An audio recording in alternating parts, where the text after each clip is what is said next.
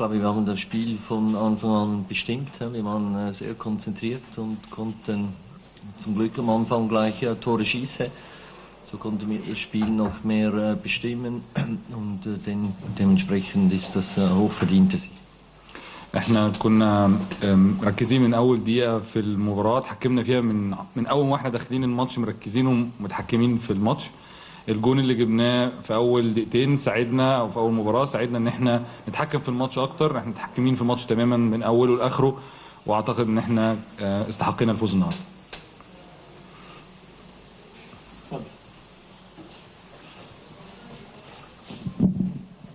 بنبارك لمستر كولر الفوز الاول بعد اداء جيد جدا رغم الظروف الصعبه. بنسال مستر كولر، هل شايف ان الاهلي بيواجه ظروف معاكسه مع كثره الاصابات ودوره الاياب في الجوله الثانيه هتلعب مباراتين بره مصر؟ فهل الظروف دي معاها الاهلي هيكون مرشح للتاهل او للمنافسه على اللقب السنه دي؟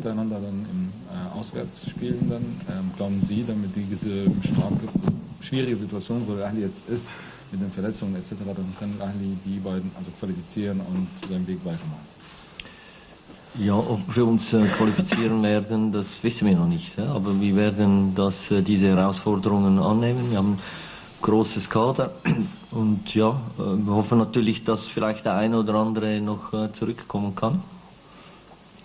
Aber die jetzt auch heute gespielt haben, die gehören ja auch dazu. Und die haben auch eine gute Leistung gezeigt und wir wissen, dass es natürlich schwierig wird, aber wir werden alles versuchen, um das zu erreichen, dass wir eine Runde weiterkommen. احنا طبعا مش عارفين مين هيتأهل لسه، لكن احنا قابلين التحدي ومستعدين ان احنا نحارب لغايه اخر دقيقه على حلمنا وان احنا نكمل.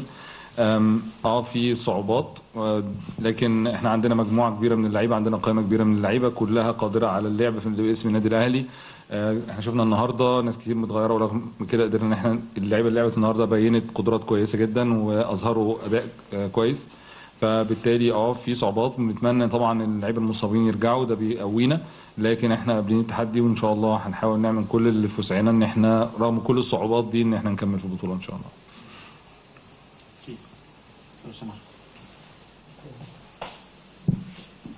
طه عبد الله.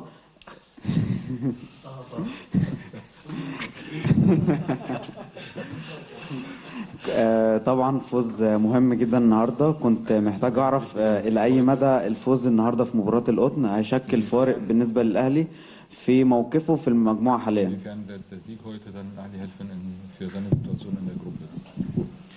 Ja, das wissen wir jetzt nicht, aber was er richtig gesagt hat, es war natürlich extrem wichtig, das Spiel zu gewinnen, um auch an die zwei, die vor uns sind, näher ranzukommen. Und wir spielen noch gegen sie, beide auch. Und das werden harte Spiele, aber wir wollen alles dafür tun, damit wir natürlich in die nächste Runde aufsteigen.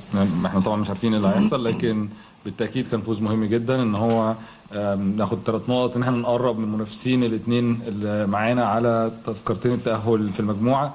عندنا ماتشين كمان معاهم، هيبقوا ماتشين صعبين جدا.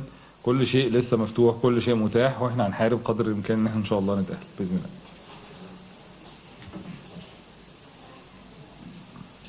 احمد علي، رئيس قسم الرياضه بموقع الميدان. ابارك طبعا واهنئ الكوتش على الفوز النهارده وتحقيق 3 نقاط غاليه في الطريق في مشوار الاهلي في دوري ابطال افريقيا. سؤالي يتعلق ب ان شفنا ان سافيو قام يسخن وبعد كده الكوتش رجعه، كنا متوقعين ان سافيو ينزل مكان محمد طاهر، لكن اللي حصل ان الكوتش غير مكان معلول وهو اللي لعب جناح، كنت عاوز اعرف ايه اسباب عدم نزول سافيو مكان طاهر. اشكرك يا كوتش.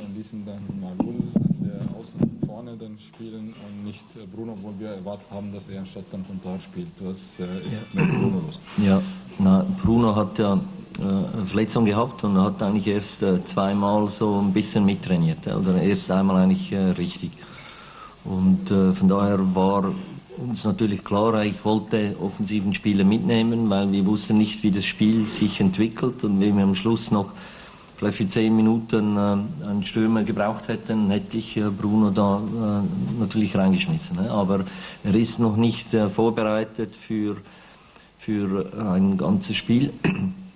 da braucht noch mehr Zeit. Das war mehr eigentlich so aus der Not heraus, haben wir ihn mitgenommen. Und darum habe ich dann anders entschieden, weil das für seine Gesundheit besser ist.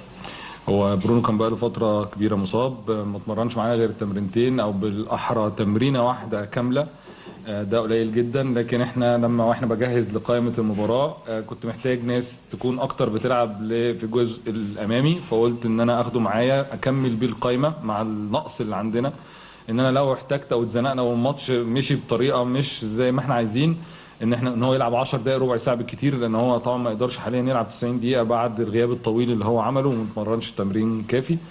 في الاخر قررت ان هو مع سير المباراه ما كانش في داعي ان انا اخاطر بيه، خصوصا ان هو ما اتمرنش خالص، وقررت ان انا ابقى في مصلحه اللاعب ومصلحه صحته، او ان انا احمي اللاعب في الفتره دي لغايه لما يبقى جاهز بدنيا ان شاء الله.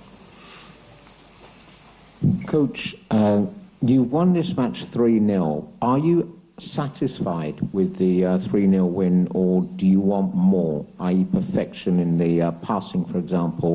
There were some stray passes. Is that something you want to perfect in the next matches?